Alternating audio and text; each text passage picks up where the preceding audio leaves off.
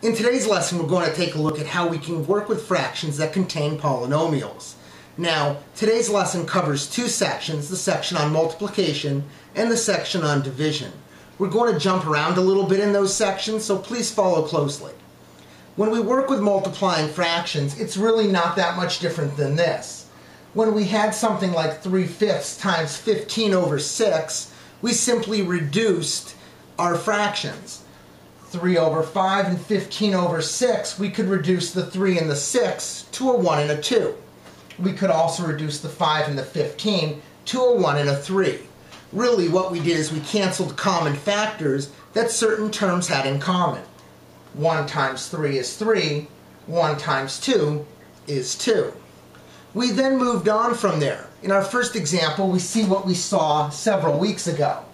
We worked with these fractions. We had monomials in the numerator, monomials in the denominator.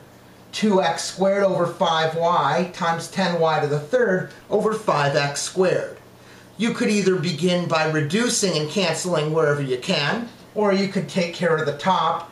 2 times 10 is 20, x squared, y to the third, over 5 times 5, 25, x squared y, and then we do the division.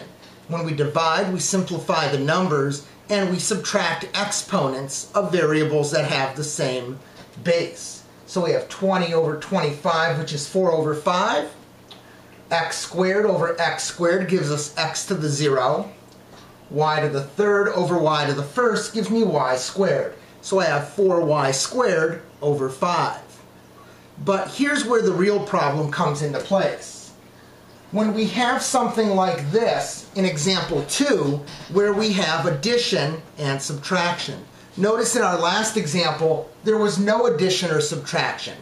Now we have addition and subtraction. When we have addition and subtraction, we have to do something a little bit different. We're going to begin by factoring and then canceling the common factors. So we'll factor x squared minus 25 to x plus 5 and x minus 5. We'll factor 2x plus 10 to 2 times x plus 5. We'll factor the 4x plus 12 to 4 times x plus 3. And then we'll factor this x squared minus 2x minus 15 to x plus 3, x minus 5. Really, most of the work when you're working with these problems is in the beginning with all the factoring. Once you've factored, write out everything that you have. And what we'll do is we'll begin canceling things that are identical. We have an x plus 5 and an x plus 5. They're 100% the same. I can cancel those out. Over here I have an x minus 5, and on the bottom over here I have an x minus 5. One of them in the top, one of them in the bottom. Here I have an x plus 3 and an x plus 3. Those are identical. I'll cross those off. Okay. Finally, I have a 4 and a 2. 2 goes into 2 one time. 2 goes into 4 2 times. So it looks like out of all this stuff, I'm left with a 2 in the numerator and a 1 in the denominator. So this fraction here, this product, really simplifies to simply the number 2. What does that mean? Well, unless it's an undefined value, whatever number you plug into this will give you this. So you can plug almost any number you want into this thing, and the answer is going to be 2. They're actually equivalent expressions. Now, we should always look at our undefined values from when we factored. X plus 5 equals 0, so x cannot be negative 5. X plus 3 equals 0, so x cannot be negative 3. X minus 5 equals 0, so x cannot be 5. So plug any number into this that is not negative 5, negative 3, or 5, and you'll get the same exact answer as you would with that. So the name of the game is really factor, cancel, and you cancel things that are identical. Example 4 is for you to try here. Here's what I'd like for you to do. Begin by factoring each expression. Factor this numerator and this denominator. Factor this numerator and this denominator. Once you've factored those, then go through like I did, cross out the things that are identical, And whatever you have left over is your fraction in simplest form. Please pause the video here. Let's see how you did. We began by factoring each of these expressions. In this numerator we have 3x and x plus 1. In this numerator 7y and x minus 1. In the denominator over here we have 6x and x minus 1. And over here we have 5y and x minus 2. We take all of the things that we factored and we write them down below. Now let's cross things out. We have an x minus 1 here and an x minus 1 here. Those cancel each other out. We have an x and an x. Now I know you might be thinking, wait a second, you can't cancel just the x's. Well, you can do that unless the x is connected by addition or subtraction to something. There's no addition or subtraction, so it's fair game. The 3 and the 6 reduce to 1 and 2.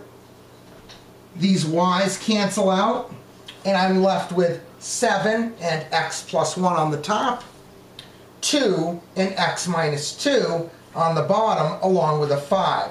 So 2 times 5 is 10, x minus 2.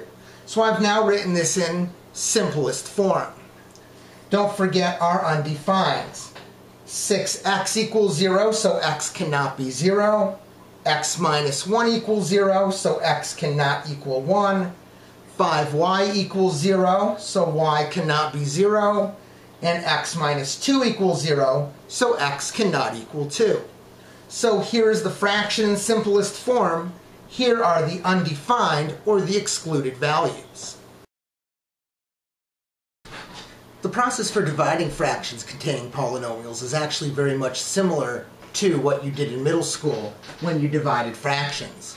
You keep the first one, change the division sign to multiplication, and then flip the second fraction. We call that multiplying by the reciprocal. Or keep, change, and flip. Once you've done keep, change, flip, then it's easy. You simply go ahead and you work with the fractions as you normally would. In our first example here, we have 4a squared b to the third over 25ab divided by 8ab to the third over 35a squared b to the fourth. The first thing we do is we rewrite it using keep, change, flip. Keep the first fraction, change the division to multiplication, and then flip the second fraction. Once you've done that, then it's multiplication as usual. When I have simply monomials with no addition or subtraction, I multiply the tops, multiply the bottoms, and then I simplify. In this case, 4 times 35 is 140.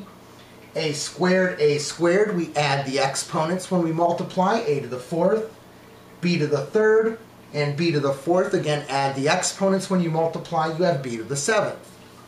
25 times 8 is 200, and we do the same thing, a squared over b to the fourth. Then we could finish with the division.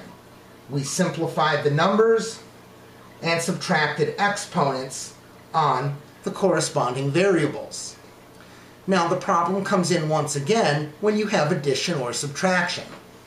On example number 2, we have addition and subtraction built in there, which means we have to use factoring. Whenever you have addition or subtraction, factoring comes into play. I begin by rewriting it. Keep the first fraction exactly as it is, change that division to multiplication, and then flip the second fraction upside down. Then we can factor everything out. This is x plus 8, x minus 8. This is x times x plus 8. Here we factor out a 4, 4 times x plus 1. And finally we have 8 times 8 minus x. So now that we've done the hard part, all we have to do is go through and cancel. We have an 8 and 8x plus 8x plus 8. We have an x minus 8 and an 8 minus x. That turns into -1. And it looks like there's nothing else there except for this 4 and this 8. So now I'm simply going through and looking at what's left. I have -1 times x plus 1 I have x times 2, which is 2x. So really, it's no different than multiplication. You simply rewrite it where you change the division to multiplication and flip that second fraction upside down, whichever fraction is right after the division sign. And then we go through, we cancel things that are identical, whatever's left over, we write, and that's our answer. Notice here you could write the -1 in the numerator, or you could put the negative out in front. Either one is acceptable. Example 3 is a little bit interesting here. It looks slightly different. We have a fraction over a fraction, and it's really the same thing we've always done. We have this fraction divided by this fraction. So simply write it. X squared minus 5x over 2x squared plus 10x divided by x squared minus 4x minus 5 over x squared minus 25. And now keep, change, flip. Keep the first one, change this to multiplication, and then flip that fraction upside down. Then you can go ahead and do your factoring and your canceling. Please pause the video here and try this example. Let's see how you did. We began by rewriting it as multiplication with a second fraction flipped upside down. We factored everything out, and then we can go ahead and do our canceling. So here we factored x and x minus 5. Here we factored 2x times x plus 5. Here we had a difference of squares, x plus 5, x minus 5. And finally we had the trinomial x minus 5 and x plus 1. Now let's just cancel out anything that's identical. We have an x minus 5 and an x minus 5, an x plus 5, an x plus 5, and it looks like I have down here an x and up here an x. And again, I could cancel those two x's that were outside there because they're not connected to anything with multiplication or division. I'm left with x minus 5 on the top and 2 times x plus 1 in the denominator.